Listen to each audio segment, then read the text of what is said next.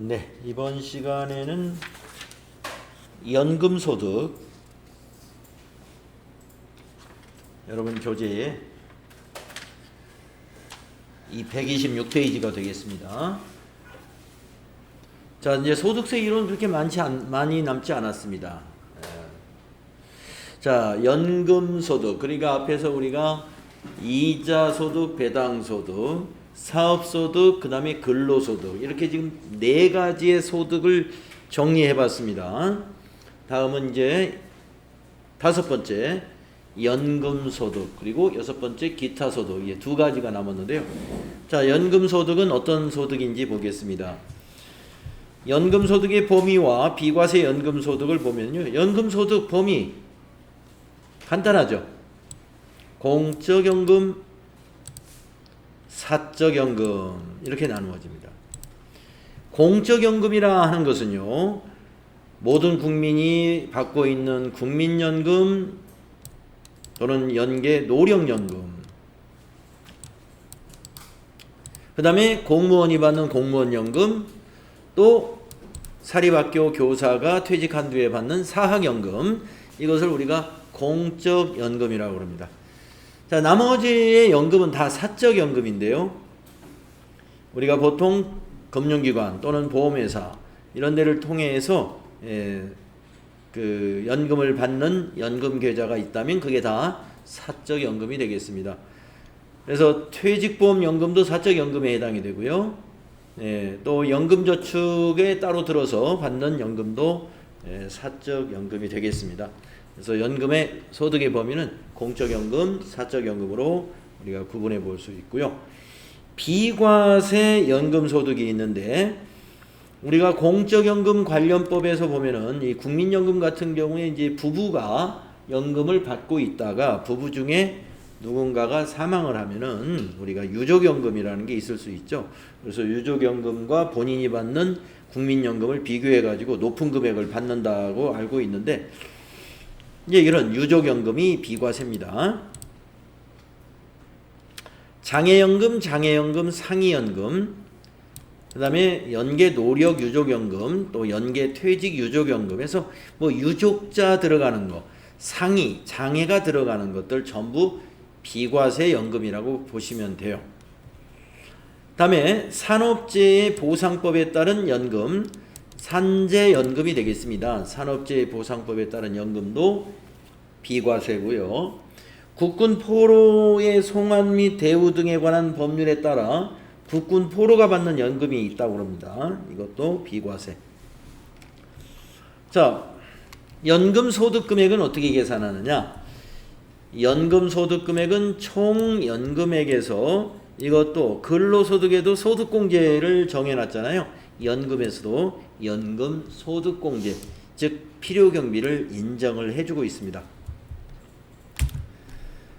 총 연금액이라 하는 것은 비과세나 분리과세에 되는 연금을 제외한 연금 소득의 합계액을 말합니다. 항상 그래요. 여기 뭐 아까 총 급여액, 여기에서도 비과세 급여는 빠지듯이 총 연금액에서도 비과세 연금 금액은 제외한 연금 소득을 말하는 것입니다. 거기에서 연금 소득 공제를 하게 되는데, 연금 소득 공제표는 밑에 있고요. 밑에 또 주의를 보니까 사적연금 소득이 연간 1200만 원 이하인 경우는 분리과세를 선택할 수 있습니다. 이랬습니다. 사적연금은 연간 1200만 원 이하이면 분리과세 선택할 수 있습니다. 공적연금은 연금 지급하는 그 공단에서 연말정산을 해버려요. 연말정산을 해버리기 때문에 공적연금만 있다 그러면 우리 급여 근로소득이 있는 자가 그 연말정산을 통해서 그 근로소득 하나만 있을 때는 연말정산을 통해서 정산이 끝나듯이 공적연금만 있는 경우에는 연말정산으로 끝나게 됩니다. 그런데 사적연금은 1200만 원 이하인 경우에만 분리과세를 선택할 수 있다. 자, 연금소득공제가 있는데, 연금소득공제는 우리 근로소득공제처럼요, 필요경비를 확인하기 어렵기 때문에 실제 필요경비를 공제하지 아니하고 연금소득공제를 통해서 획일적으로 일정한 금액을 공제하는 제도이고요. 우리가 근로소득공제는 연간 2천만 원이 한도였지만 연금소득공제는 900만 원을 한도로 소득공제해 줍니다. 그래서 총 금액이 350만 원 이하인 연금이다 그러면은 모두 공제를 모두 해버리죠. 연금 350만 원 이하 받는 거에는 아예 연금 소득 금액이라는 게 제로가 됩니다. 그래서 연금이 350만 원을 초과했을 때 그 초과한 것의 40% 더하기 350만 원만큼 공제해주고 이런 식으로 해 나간다 이겁니다. 그래서 350만 원 이하인 경우는 전액 연금 소득공제가 된다 하는 거 알아두시고요. 연금 소득의 수입 시기를 보겠습니다. 공적연금은 지급받기로 한 날이고요. 사적연금은 지급받은 날, 수령한 날이니까 지급받은 날이죠. 그래서 공적연금은 약정주의, 사적연금은 현금주의다. 이렇게 기억을 해주시면 되겠습니다. 자, 연금소득은 아주 간단해요. 시험도 별로 나올 것이 없어요. 연금소득에서는 내용이 공적연금, 사적연금. 공적연금은 연말정산으로 끝나고 사적연금은 연간 1200만 원 이하인 경우는 분리과세 선택할 수 있다더라. 이렇게 하시고 연간 1200만 원 이상 더 받는 사적연금이 있을 때는 이건 다른 소득하고 합쳐서 종합과세가 들어간다. 이렇게 정리하시면 되겠습니다. 그리고 수입 시기는 공적연금은 받기로 한 날이고 사적연금은 연금을 실제 수령한 날을 수입 시기로 봐주고 있어요. 자, 이제 연금소득 끝났고요. 우리 종합소득의 이제 마지막 6번째 기타소득인데 말 그대로 이 기타소득은 앞에 있던 이자소득, 배당소득, 사업소득, 근로소득, 연금소득 이 5가지가 아닌 나머지를 다 기타소득으로 하기 때문에 열거된 게 엄청 많아요. 네, 우리가 소득세가 열거주의다 보니까 열거하지 않은 것은 과세하지 않기로 돼 있잖아요. 그러니까 나머지 기타소득에 다 이렇게 이렇게 다 들어 있습니다. 그런데 우리가 이제 기타소득을 시험과 관련해서 공부할 때는 이 내용 중에서 필요 경비를 특별히 좀 기억해야 될 것들이 있어요. 그것만 여러분 잘 기억하시면 시험 문제를 푸는 데는 크게 어려움이 없을 거다. 네, 그걸 잘 기억을 해주세요. 기타소득은 이 필요 경비가 다 다릅니다. 소득의 종류별로 다 다르기 때문에 필요 경비를 잘 알아둬야 돼요. 자, 우선 요 2개를 묶어서 알아두면 좋습니다. 승마 투표하고 슬롯머신. 승마하면 여러분 경마장 기억하시면 경마장을 생각하시면 되고요.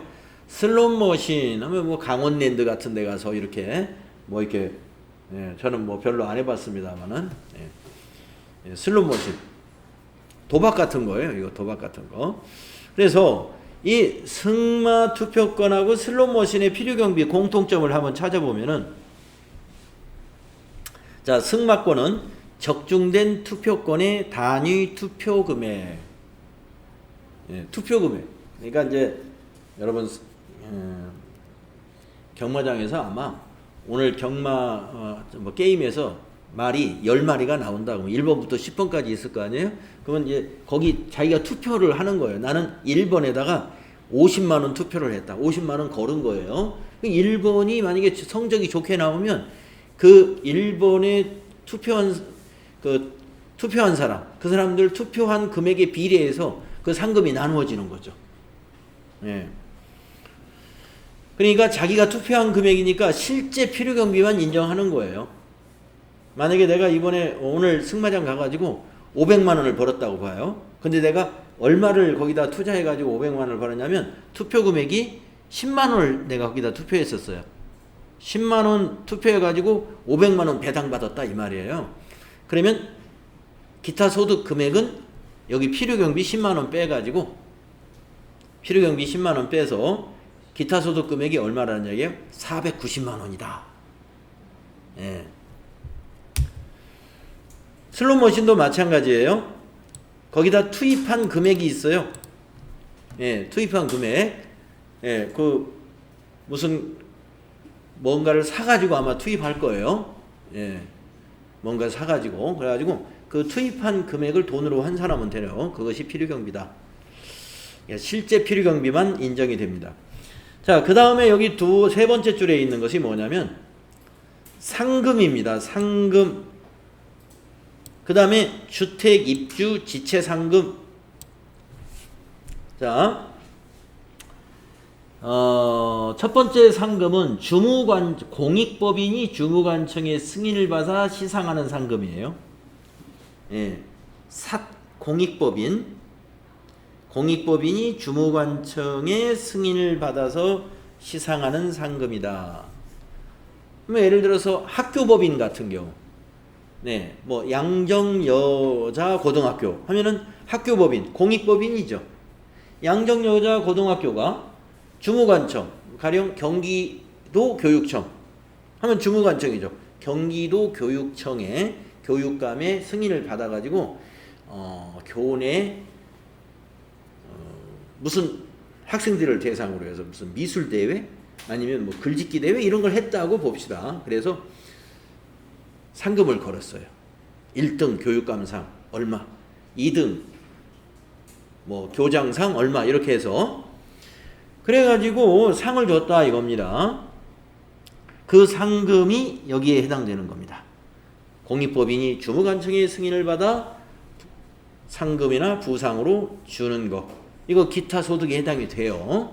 예, 기타 소득에 해당이 되고 그 다음에 그 밑에 지체상금이라는 건 뭐냐면 주택 입주 지체상금. 내가 주택을 샀는데 현대아파트를 분양되는 걸 샀는데 오늘 입주하는 날이에요. 그래서 나는 집을 다 내가 살던 집 다 팔고 이제 오늘 새로운 우리 집 주인이 와서 이제 나는 집을 딱 갈고 이제 저로 이사를 가야 되는데 그 아파트에 아직 뭐가 마무리가 덧되든가 덜 됐든가 해가지고 입주를 못 하게 됐습니다. 그게 입주 지체 상금입니다. 자, 이런 경우에 이제 이 지체 상금을 받았다는 거예요. 우리가 돈을 받은 거예요. 주택 입주 지체 상금으로 자 받은 거는 실제 필요 경비하고 총 수익 금액. 자, 지체 상금으로 받은 게 만약에 300만 원을 받았다? 그러면 300만 원의 80%. 300만 원의 80%. 그러면 38에 24 240만 원을 뭐로 본다? 240만 원을 필요 경비로 봐준다 이거예요. 실제 필요 경비 계산이 안 되면 이거 적용하면 돼요. 맥스니까 큰 거. 네, 글짓기 대회를 하는데 실제 필요 경비 만약에 300만 원 상금을 받았다고 봐요. 실제 필요 경비를 증명하기 힘들겠죠. 글짓기 대회 나가는데 원고지가 얼마, 내 인건비가 얼마 뭐 이렇게 계산하는 거 쉽지 않죠. 그러니까 그냥 다 뭐를 적용하겠어요? 이거 적용합니다. 필요 경비 80%. 굉장히 높게 설정해 주는 겁니다. 예, 이렇게 높은 필요 경비 인정해 주는 기타 소득이 뒤에 가다 보면 딱 하나밖에 없어요. 예, 이게 굉장히 높은 편에 해당이 되는 필요 경비입니다. 그러니까 두 가지니까 기억을 해 주세요. 두 가지. 공익법인이 주무관청 승인받아서 무슨 경시대회 같은 거 대회를 하고서 그 입상자에게 주는 상금이다 이거예요. 그거 80% 상금의 80%를 필요경비 인정해 준다. 그 다음에 주택 입주 지체 상금. 네. 이것도 80%를 필요경비로 인정해 준다. 왜냐면 주택 입주 못하게 되면은요, 그거 소득이라고 볼 수 없어요. 그 돈 거의 다 들어가요. 그거. 어디 가서 지내야 될 거 아니에요. 예? 이삿짐 어디 다 창고 빌려가지고 넣어놔야 되고, 또 어디 호텔에 들어가서 지내든지 어떻게 자야 될 거 아니에요. 그러니까 비용이 많이 들어가죠. 그래서 필요경비 80%. 자, 이제 나머지 밑에 60%짜리가 있는데 아주 많아요. 이것저것. 한번 쭉 읽어가면서 시험에 자주 등장하는 거 내가 체크해 드릴 테니까 그거는 좀 기억을 해 주세요. 60%짜리입니다. 필요경비. 무형자산의 양도. 무형자산의 양도. 만약에 이건 사업자가 양도했으면 이건 사업소득에 해당이 되지만 이건 사업자가 아닌 자가 양도했을 때 이게 기타소득인 거예요. 그 다음에 공익사업과 관련하여 지역권, 지상권을 설정하여 대여함으로써 발생하는 소득. 이거 우리가 이것도 사업소득에서 나왔었죠. 네. 사업소득에서. 그런데 기업이 개인이 이런 지역권이나 지상권을 설정해서 대여함으로써 발생한 소득은 기타 소득입니다. 이거 60%예요. 요거 좀 칠해 놓으세요. 원고료. 인쇄, 미술, 음악, 사진에 속하는 창작품. 특히 원고료 쪽에다가 표시 잘 해 놓으시고 원고료가 시험에 잘 나옵니다. 네, 원고료를 제출하고 받은 대가. 만약에 글을 쓰는 걸 직업으로 하는 사람이다 그러면 사업소득에 해당이 돼요. 원고료도. 네, 자기가 직업적으로 하는 사람은. 그런데 이게 이제 원고료라는 게 직업적인 사람이 아니라 내가 다른 직업을 가지고 있는 사람이에요. 그런데 무슨 신문사라든가 어떤 잡지사에서 어떤 원고를 모집한다고 그래가지고 내가 글 쓰는데 재주가 있어서 거기다 원고를 한번 내봤어요. 그랬더니 딱 1등이 돼가지고 상금을 받게 되는 그런 케이스. 이게 기타 소득인 거예요. 네. 자, 수익 금액의 60%를 경비로 인정해 줍니다. 상당히 이것도 높게 인정해 주는 거예요. 그 다음에 통신 판매 중개를 하는 자를 통하여 물품 또는 장소를 대여하고 500만원 이하의 사용료를 받는 금품. 그 다음에 인적 용역을 일시적으로 제공하고 받는 대가.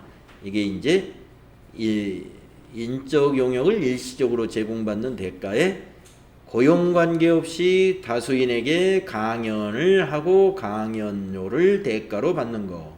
예. 이게 강연료. 강연료 잘 나와요. 필요경비 60%짜리예요. 원고료, 강연료가 필요경비 60%짜리. 그 다음에 라디오, 텔레비전 등을 통하여 해설, 개몽 또는 연기의 심사 등을 하고 보수나 이와 유사한 성질의 대가를 받는 용역. 이것도 라디오나 텔레비전에 나가는 이것이 직업적인 사람들은 사업소득에 해당이 됩니다. 예. 변호사 사무실을 운영하고 있는 사업자가 변호사인데 방송에 나가서 막 무슨 토론 프로그램에 가서 이렇게 토크 하고서 돈을 받아요. 그럼 그 사람은 변호사 사업자이기 때문에 사업소득에 해당이 돼요. 그것이 아니라 자기가 어떤 사업자가 아닌 사람이 방송 같은 데 참여해가지고 이렇게 나와가지고 출연료 받았다 이거예요. 기타소득 60%. 필요경비 60% 인정해주는 기타소득. 변호사 등이 그 지식 또는 기능을 활용하여 보수 또는 그 대가를 받고 제공하는 용역. 위에 있는 것과 비슷한 겁니다. 여기서 변호사라는 것은 개업한 변호사를 말한 것이 아니고 변호사 자격이 있는 사람이에요. 변호사 자격이 있는 사람 중에서 개업하지 않은 변호사를 말하는 겁니다. 그러면 기타 소득에 해당이 된다. 고용관계 없이 수당 또는 이와 유사한 성질의 대가를 받고 제공하는 용역. 고용관계가 있으면 근로소득이죠. 그런데 고용관계 없이 그 회사에 가가지고 뭐 위에서 말한 무슨 변호사 업무라든가 어떤 심사 업무라든가 이런 걸 했어요. 뭐 어느 회사에 신입사원 채용을 하는데 나보고 와서 면접을 좀 봐달라 해가지고 가서 봐줬다 이거죠. 이런 것들이 고용관계 없이 수당 또는 이와 유사한 성질의 대가를 받았다 하는 그런 기타 소득에 해당이 됩니다. 60%. 그래서 여기 60%짜리에서 가장 아마 시험에 등장하는 것은 여기 원고료 쪽하고 강연료가 아니겠는가 싶고요.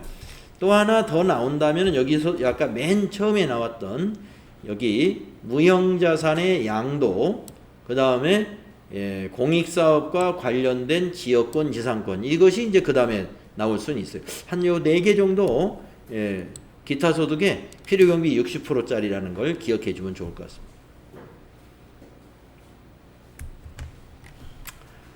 자, 그 다음 이제 서화 골동품. 요게 이제 기타 소득 중에서 필요경비가 가장 높은 기타 소득에 해당이 됩니다. 서화 골동품이다. 그러면은 올해 그림이나 뭐 골동품 아시죠? 뭐 고려청자, 이조백자 이런 것들을 우리가 골동품이라고 볼 수 있는데, 필경비율이 굉장히 높다 이겁니다. 여기 보시면은 양도가액이 1억 원 이하인 것은 필요경비율을 90% 경비로 인정해 주고요. 1억 원을 초과하는 경우는 1억 원까지는 90%, 초과분에 대해서는 80%니까 기타 소득 중에서 가장 높은 필요경비를 인정해 주는 게 서화 골동품 거래가 되겠습니다.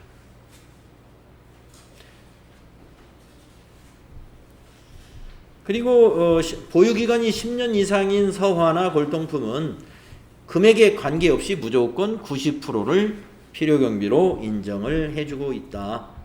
그래서 서화 골동품에 이 투자하는 사람들이 말이죠, 이 소득을 목적으로 이렇게 투자를 하고 있지 않는가, 그런 좀 의심이 가요. 왜냐하면은 이게 다른 거는 말이죠, 투자해도 이렇게 90% 80% 필요경비 인정받기 힘들죠.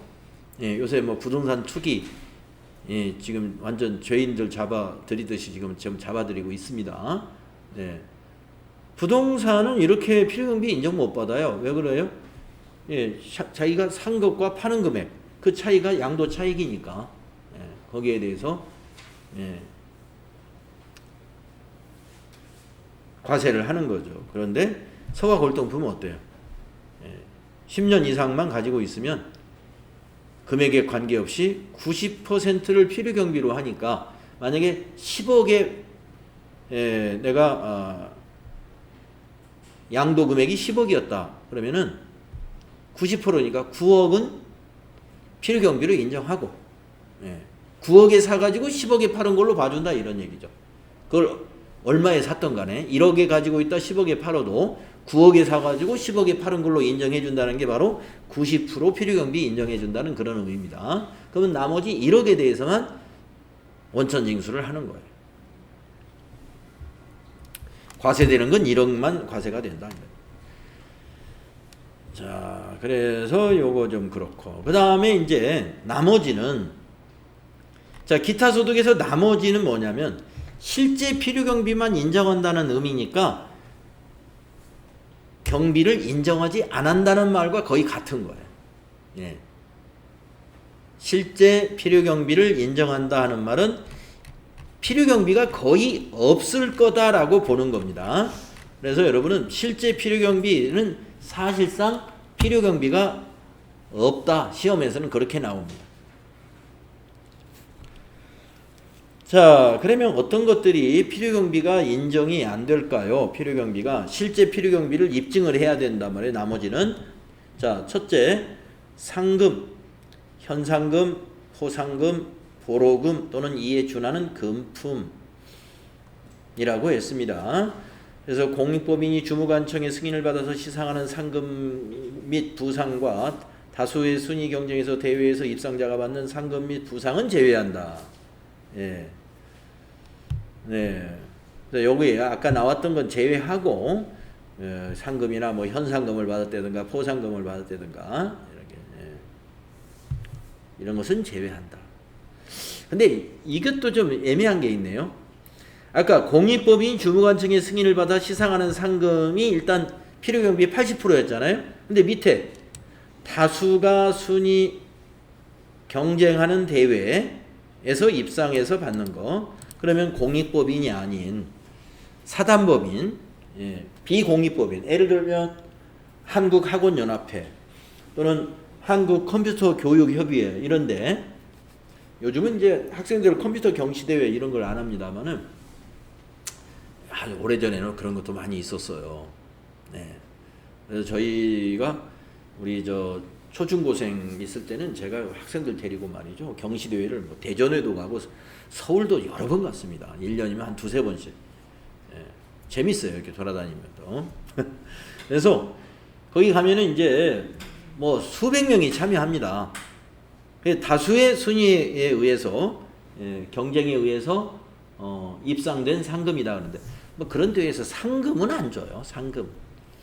상금은 거의 없고 상장 주는 거죠. 상장. 그래서 그 당시에는 이제 그 학생들 생활기록부에 이런데 외부에서 뭐 대학이나 이런 데서 주관하는 이런 경시대회에서 갔다 오면 기록도 해주고 그랬어요. 중간에 이제 그런 것들이 문제가 많아가지고 나중에 이제 기록을 안 해주고 그랬는데, 처음에는 했었습니다. 그러니까 그 학교 학생들, 고등학생들 같은 경우는 내신이나 이런 게 중요하잖아요. 그래서 일부러 경시대회 참여를 많이 하고 그랬었어요. 자, 그걸 제외한 뭐 상금이나 현상금 이런 것들은 과세하겠다는 거예요. 과세하겠다. 기타 소득. 그 다음에 복권, 경품권, 소득, 실제 필요 경비만 인정을 합니다. 그러니까 복권 같은 경우는 만약에 이번에 당첨됐다라고 하면 그건 뭐 복권 하나가 1,000원밖에 안 하잖아요. 1,000원만 필요 경비로 인정한다 이 말이에요.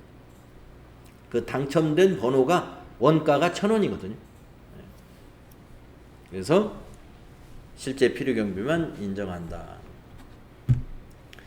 또 사형행위 등 규제 및 처벌 특례법에서 규정하는 행위에서 참가하는 재산상의 이익, 이것도 기타 소득에 해당이 되고요.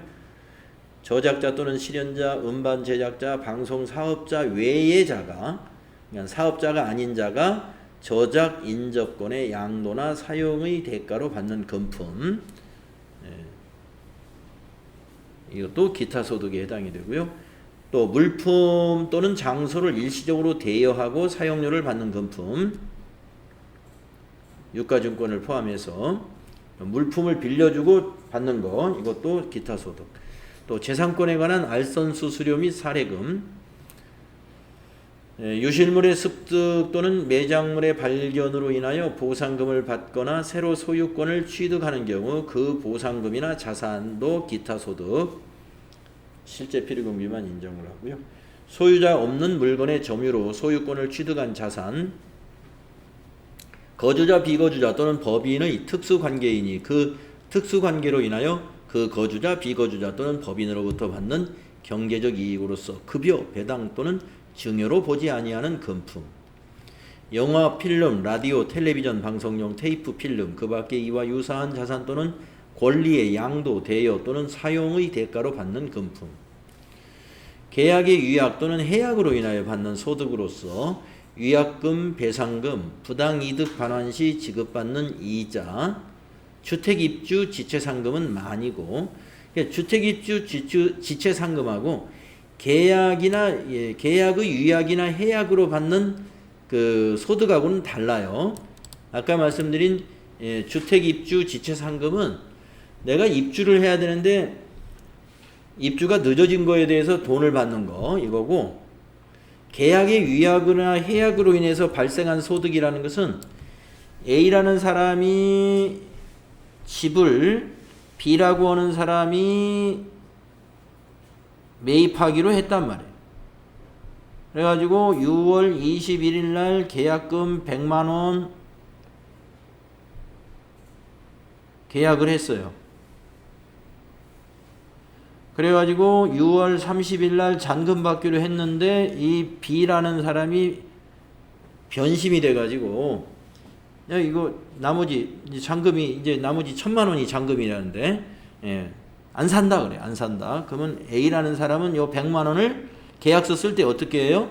계약을 위약할 경우는 계약금은 그 이 위약한 사람이 변상해야 돼요.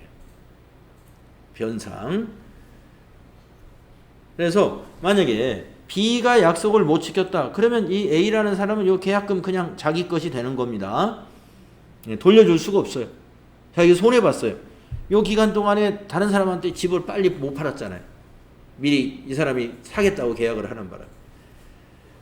그것이 여기에 해당되는 겁니다. 만약에 반대로 A라는 집주인이 못 팔겠다. 내가 잔금 가지고 900만 원 가지고 왔는데 못 팔겠다 그래요. 그러면 이 A라는 사람은 B라는 사람한테 200만 원을 줘야 됩니다. 예, 내가 받은 거에 2배를 줘야 돼요. 예. 그렇게 여러분 그게 일반적으로 그렇게 되어 있는 거 아시죠? 예, 집 사고 팔 때. 이것이 바로 위약이나 해약으로 인해서 발생한 소득이에요. 그럼 B라는 사람은 다른 집 사면 돼요. 여기 200 받아가지고. 예. 그러면 100만 원은 자기 돈이지만 나머지 100만 원은 이게 공돈이 생겼죠? 나머지 100만 원 공돈 아니겠어요? 이것도 기타 소득으로 과세를 한다 이거예요. 100만 원에 대해서 과세합니다. 사례금도 과세 대상이에요. 기타 소득. 소기업 소상공인의 공제부금 해지 일시금. 기타 소득에 해당이 되고요. 우리가 소기업 소상공인의 공제부금이라는 것은 요새 이게 무슨 상품이냐면 광고 많이 나오죠. 노란 우산 공제. 그것을 중도에 해지하고 받는 돈. 네, 이것은 우리가 사업을 이 소득은 말이죠. 사업을 그만해야 이 해약을 할 수가 있어요. 사업을 그만해야. 그러면 그 사람의 기타 소득으로 과세가 됩니다. 종업원동 또는 대학의 교직원이 퇴직한 후에 지급받는 직무발명보상금. 직장에 다닐 때 직무발명보상금을 받으면 근로소득에 포함되고요. 퇴직 후에 받으면 기타소득이라고 아까 근로소득 설명할 때 말씀드렸고, 다만 500만 원 이하의 금액만 비과세고 500만 원을 초과하는 것만 기타소득으로 과세된다는 이야기고요. 퇴직 전에 부여받은 주식매수 선택권을 퇴직 후에 행사하거나 고용관계 없이 주식매수 선택권을 부여받아 이를 행사함으로써 얻는 이익. 이것도 이렇게 직장을 그만두어서 행사했거나 아니면 고용관계 없는데 그 회사로부터 주식매수 선택권을 부여받았거나 했을 때는 기타소득이지만, 직장에 다니면서 이 주식매수 선택권을 행사했을 때는 근로소득에 해당되는 거였습니다. 다음에 뇌물, 알선 수배나 배임 수재로 받은 금품, 즉 뇌물로 받은 금품은 기타소득으로 과세가 된다는 거죠. 또 연금계좌 가입자가 납입한 연금보험료로서 연금계좌 세액공제를 받은 금액과 연금계좌의 운용 실적에 따라 증가된 금액을 그 소득의 성격에도 불구하고 연금 외로 수령하는 금액, 연금으로 수령했으면 연금소득으로 과세가 되는데 연금 외에 어떤 수익으로 받은 거, 이건 기타소득으로 과세될 수 있습니다. 자, 그래서 기타소득에 열거된 것들이 지금 굉장히 많습니다. 많은데 아까 핵심적인 거 이렇게 이거 표시해 주라는 것만 잘 기억하시면 문제 맞추는데 어려움이 없습니다. 기타소득 금액은 어떻게 계산하느냐? 역시 총수익 금액. 총수익 금액은 분리과세 제외된, 또 비과세 제외된 것인데 기타소득에는 비과세가 없었습니다. 없어요. 근데 분리과세는 있습니다. 그래서 총수익 금액은 분리과세 기타소득을 제외한 기타소득 금액을 기타소득을 말하는 거고요. 거기에서 필요경비를 뺀 것이 기타소득 금액입니다. 자, 그러면 기타소득 금액은 어떻게 과세를 하느냐? 우리가 이 앞에서 이런 비슷한 표가 어디에 있었냐면 금융소득에 있었습니다. 금융소득도 무조건 분리과세, 무조건 종합과세, 그리고 그 밑에 조건부 분리과세라고 이렇게 금융소득도 이렇게 세 가지로 구분을 했었는데 기타소득이 똑같이 구분이 됩니다. 그래서 우선 무조건 분리과세부터 한번 알아보겠습니다. 무조건 분리과세. 이거는 원천징수로서 의무가 끝나는 겁니다. 연금계좌에서 연금 외에 자기 불입에 대한 운용수익을 받는 거. 우리 아까 기타소득의 맨 마지막에 나왔던 그거예요. 예, 이거는 15% 원천징수하고 그 운용수익에서 15% 원천징수하고 그냥 끝. 예, 무조건 분리과세 됩니다. 그 다음에 아까 슬롯머신하고 그 다음에 복권은 좀 뒤에 나왔습니다만 슬롯머신하고 승마장, 경마장 요게 맨 앞에 나왔죠. 이거 무조건 분리과세입니다. 무조건 분리과세 20%. 원천징수세율은 20%. 그래서 복권이 3억 원까지는 20%가 세금이에요. 그러니까 1억 원짜리 복권 당첨됐다 그러면 8천만 원만 내가 찾아오는 거예요. 은행에 가서. 20%니까. 예. 20% 세금으로 내야 돼요. 예. 2억 원짜리 당첨이 되면은 4천만 원이 세금이니까 1,600만 원 1억 6천만 원 찾아오면 되겠죠. 3억 원 초과인 경우는 30%가 세금입니다. 원천징수 세율이 30%. 자, 무조건 분리과세에 해당이 됩니다. 또 하나 무조건 분리과세. 서화 골동품. 예. 20%. 원천징수 세율 20%. 그래서 만약에 10억짜리 10년 이상 보유한 10억짜리 골동품을 이번에 팔았다. 그러면 9억 원을 경비로 빼고 1억 원의 20%. 2천만 원 세금이 되겠습니다. 10억짜리 골동품 팔면 세금 2천만 원 정도 내는구나. 이렇게 계산하면 되겠죠? 계산하는 방법은 필요경비 90% 빼고 그 나머지 기타 소득 금액에다가 이 원천징수 세율을 곱하는 거예요. 자, 그래서 무조건 분리과세 항목 연금계좌, 복권, 서화골동품 이거 좀 기억을 한번 해보시고 그 다음에 무조건 종합과세하고 이 조건부 분리과세를 합쳐 이걸 더해가지고 연간 300만 원 이하이면 분리과세나 종합과세를 내가 선택할 수가 있어요.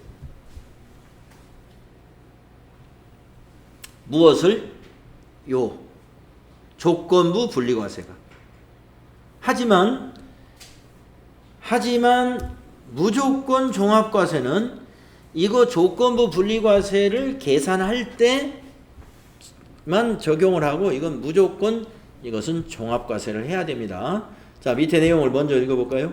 계약의 유약 등으로 계약금의 유약금 배상금으로 대체하는 금액과 그 외의 기타 소득의 소득 금액이 연간 300만 원 이하이면 원천징수가 된 때에는 분리과세와 종합과세를 선택할 수 있다. 이거는 더하지 않네요. 요것만 가지고. 죄송합니다. 요것만 가지고. 왜냐면은 무조건 종합과세는 원천징수를 할 수가 없기 때문에 300만 원 이하인지 따질 것도 없네요. 위에 건 별도로 봐야 됩니다. 위에 건 별도로. 그래서 무조건 종합과세는 뇌물, 알선 수재 및 배임 수재로 의하여 받은 금품 이거는 무조건 종합과세 하게 된다 하는 겁니다. 왜냐면은 우리가 뇌물 받은 거는 원천징수 자체가 안 된 거니까 종합과세 아니고서는 방법이 없죠. 무조건 종합과세 하게 됩니다. 이 알선 수재의 금품도 마찬가지예요. 원천징수 할 수 있는 시스템이 아니죠. 그래서 이건 무조건 종합과세 한다. 그러면 조건부 분리과세가 아까 300만 원 이하까지는 분리과세를 선택할 수 있다 하는 건데 계약의 유약 등으로 받은 유약금하고 이거는 계약의 유약으로 받은 것도 원천징수 서로 안 하고 받죠. 그렇잖아요. 그렇기 때문에 이건 이것도 그러니까 금액이 300만 원 이하면 세금 없다 이런 얘기입니다. 왜냐면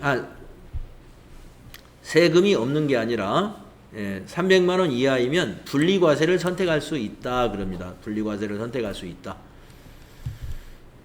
그런데 이 계약의 유약이나 이런 것은요, 보세요. 세율이 없습니다. 세율이 없다는 건 뭐냐면 이거는 개인 간의 위약금을 주고받고 하는 거기 때문에 누가 원천징수를 할 수가 없어요. 원천징수 해가지고 세금을 낼 리도 없고, 그러기 때문에 이 금액이 300만 원 이하이면 과세하지 않는다, 이런 얘기가 되겠습니다. 계약의 위약으로 받는 돈이 300만 원 이하이면 과세가 안 된다 이거죠. 자, 그러나 300만 원 이상이면 어떻게 해요? 종합소득세 신고할 때 같이 신고해 줘야 됩니다. 요 세 개를 다 합쳐서 소기업 소상공인 공제부금 해지 일시금, 그 다음에 여기 그 밖의 기타 소득이 다 있어요. 이 그 밖의 기타 소득이 뭐냐면 위에 열거된 모든 소득을 다 가리키는 거예요. 여기에는 뭐 강연료도 있었고, 우리가 시험에 잘 나온다고 했던 강연료, 그 다음에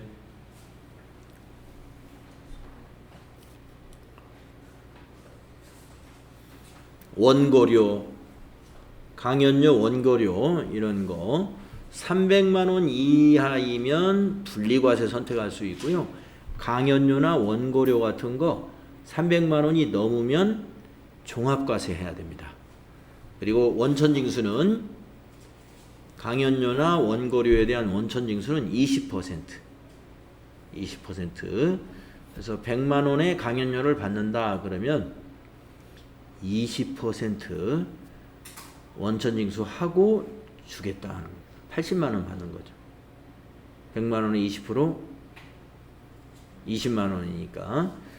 그러니까 기타 소득의 원천징수 세율이 상당히 높죠. 20%짜리가 가장 많습니다. 보통 20%입니다. 네, 자 이렇게 해서 우리가 이배사 근연기의 내용을 쭉 살펴봤고요.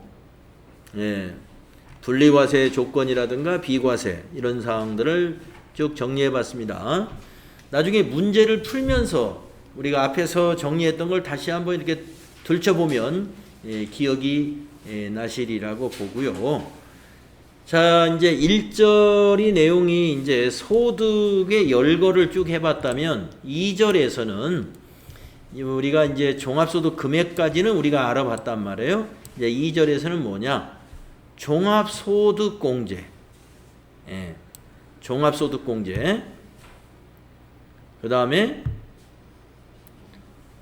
세액공제. 이런 것들을 알아볼 거예요. 다음 시간에 소득공제와 세액공제 공부를 이어서 해보도록 그렇게 하겠습니다. 네. 자, 쉬었다 하겠습니다.